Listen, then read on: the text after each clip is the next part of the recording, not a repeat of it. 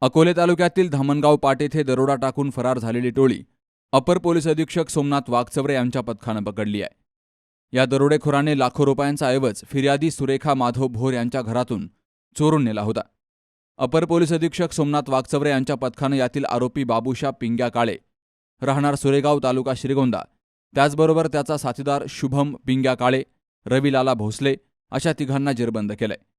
Police अधीक्षक सोमनाथ घारगे यांच्या मार्गदर्शनाखाली पोलीस निरीक्षक मोहन बोरसे, कर्मचारी चारुदत्त खोडे, पोलीस कॉन्स्टेबल दादासाहेब लोंढे, संतोष दरेकर, सचिन धनाड, रामेश्वर बेताळ, सहदेव चव्हाण, उपनिरीक्षक विनोद खांडबहाले यांनी ही कारवाई केली आहे. या आरोपींनी नाशिक जिल्ह्यातील दिंडोरी पोलीस ठाण्याच्या हद्दीमध्ये दरोडा टाकला होता. या दरोड्यामध्ये त्यांनी जवळपास 70,000 रुपयांचे दागदागिने चोरून नेले होते. यातील फिर्यादी ताराबाई मनोहर धात्रक यांच्या कुटुंबातील काही जणांना दरोडेखोरांनी मारहाणही केली होती. तर या दरोड्याची कबुली आरोपींनी पोलिसांना दिली आहे. बाबासाहेब कडू, सी न्यूज मराठी, संगमनेर.